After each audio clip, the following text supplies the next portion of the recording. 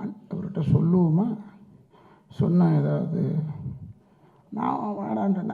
அந்த முஸ்லீம் வேஷம் நான் மேக்கப் போடுறதில் விட மாட்டேன். நான் இதெல்லாம் இந்த கிரிக்கெட் பிளேயர் ஹம்லான்னு ஒருத்தர் இருக்கார், அவர்கிட்டேருந்து திருடினேன் இந்த தாடியை.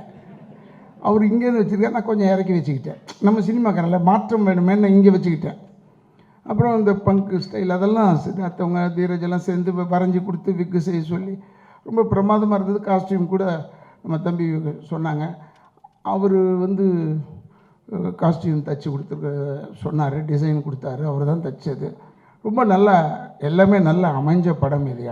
எனக்கு மொத்தத்தில் படம் பார்க்கும்போது எனக்கு என்னென்னா, இந்த பயலுக்கு என்னடா அதுவும் சித்தார்த்த ஹீரோ வேறு. நான் எப்போ பார்த்தாலும் ஒரே பேண்ட்டு ஒரே சொக்கா ஒரே இது அது ஸ்டைல். இப்போ அது அந்த குளிக்காமல் வர்றது ஒரு நல்ல இல்லை அப்படி நான் அதில் குளிச்சுட்டு தான் வந்தார் அவர், அதை சொல்லலை. அங்கே பார்க்கும்போது எப்போ பாரு இப்படி இதுதான் இன்றைக்கி விருப்பப்படுறாங்க. அண்ட் இந்த ஜில்ஜன் ஜக்குன்னு சொல்கிறாரு, பசங்களெல்லாம் அறிமுகப்படுத்தி தன்னை பின்னாடி வச்சுக்கிட்டு இவ்வளோ பேர் அறிமுகப்படுத்தின ஃபஸ்ட்டு ஷோ இதுதான். ஃபஸ்ட்டு ஷோ இப்போ தான் பார்க்குறேன் நான். புது ஆளுங்களை மேலே கூப்பிட்டு வச்சு இவர் அறிமுகம். ஏன்னா நான் பார்த்த எல்லா கேசட்டும் நான் 310 படம் நடிச்சிருக்கேன். எல்லாத்துலேயுமே ஒரு கதாநாயகி இருப்பாங்க, அவங்கள கூப்பிடுவாங்க, அவங்க கெட்ட வார்த்தையில் தமிழை திட்டுவாங்க, பேசுவாங்க, எல்லாம் கை தட்டி ரசிப்பாங்க. இவங்கெல்லாம் நல்லா பேசுகிறாங்கடா தமிழான்னு அப்படின்னு சொல்லி ரசிச்சிருப்போம். அதெல்லாம் நடந்திருக்கு ஒழிய இந்த மாதிரி புது பசங்களை 2 பேரையும் பக்கத்தில் இருக்கிற பசங்களை இவங்க தான் செஞ்சாங்க மூச்சுக்கு 300 தடவை சொல்லிட்டார். ஏன்னா நான் பெருமைக்கு சொல்ல ஓப்பனாக சொல்கிறேன், நான் பயங்கர நடிகன். இது before the camera good actor. But நாங்கள் மேடைக்கு போகும்போது பல பேரை ஏமாற்றியிருக்கேன் நான். உங்களுக்கு தெரியும், பத்திரிக்கையாளர்கள் சில பேருக்கு தெரியும், பழைய ஆளுங்களாக இருந்தால் எனக்கு தெரியும். இப்போ குமுதம் மணின்லாம் வந்திருக்காருன்னா இவருக்கெல்லாம் தெரியும் நான் என்ன சொல்கிறேன்னு. ஒரு தேட்டரில் எழுத்தாளர் சங்கத்துக்கு போயிருந்தேன். அங்கே போகும்போது அந்த மெயின் நடிகர் ஒருத்தரை கூப்பிட்டுருந்தாங்க, தலைமை தாங்க வரல அவர். அதனால் ராதாரவி சார் நீங்கள் பேசிட்டு போயிடுங்க. என்னான்னு கேட்டேன். இந்த இது சிலப்பதிகாரம் வெளியிட்டு அதுக்கு பேசணும். 3 தமிழ் கவிஞர்கள் உட்காந்துருக்கான், இப்போதிப்பட்ட குங்குமம்லாம் அடிச்சு அப்படி வர்றப்போ உட்காந்துருக்கான். இந்த தமிழ் தெரிஞ்சாலே கொஞ்சம் திமிர் இருக்கும், அதனால் அப்படி உட்காந்துருக்கான். இவனுக்கு எதிர்க்க போய் நம்ம என்னடா தலைமை தாங்கி பேசுகிறதுன்னு பயந்தேன். நான் சொன்னேன், சிலப்பதிகாரம் நான் பார்த்ததில்லடா, எனக்கு தெரியாது சிலப்பதிகாரம். இல்லை நீ ஒரு 2 வார்த்தை சரி பேசுவேன், டைம் காமிப்பேன், என்னை விட்டுடு, நான் ஓடி போயிடுறேன். ஷூட்டிங் போய் சொல்லாமல் ஒத்துக்குவாங்க.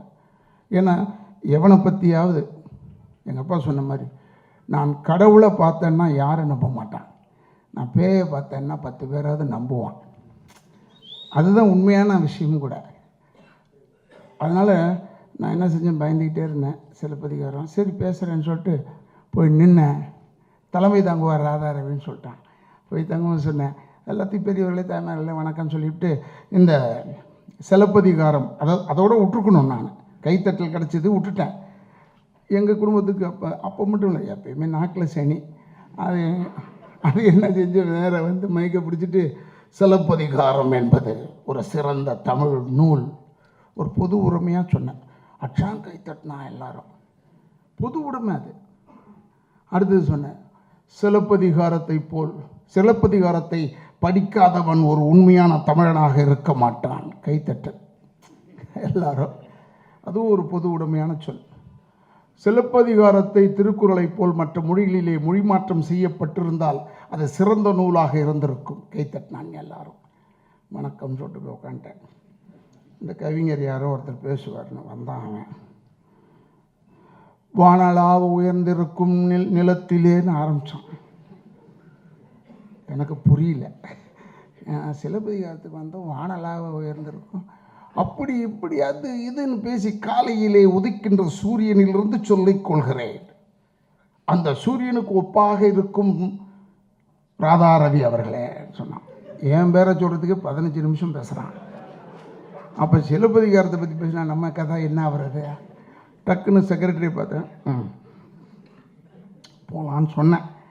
அப்போ அவன் சொன்னான், ராதாரவி அவர்களே உங்களை கேட்கிறேன், சிலப்பதிகாரம் படிப்பதற்கு உனக்கு எப்படி ஐயா நேரம் கிடைத்தது? நம்மளை பிடிச்சிட்டான் போல இருக்கடான்னு அப்படியே உருளுது வேர்வை, உருண்டு உள்ளே பூருது, அப்படியே போகுது. செக்ரட்டரி கூப்பிட்டேன், டைம் ஆச்சு போகலாம். ஐயா நான் பேசுவதை கேட்டுவிட்டு செல்லவும் சொன்னான். மாட்டேன்டா சார், சும்மா இருந்திருக்கலாம்ல. நான் அப்படியே உருண்டு அளவில் ஜீன்ஸ் பேண்ட்டு அதில் ஊறுது, சாக்ஸுக்குள்ளே பூருது வேர்வை. அப்படியே பார்க்குறேன்.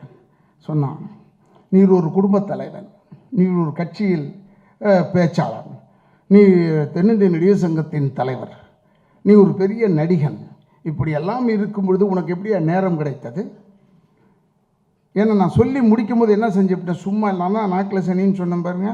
இதெல்லாம் சொல்லிவிட்டு அதோடு விட வேண்டியதான் என்ன பெருசா?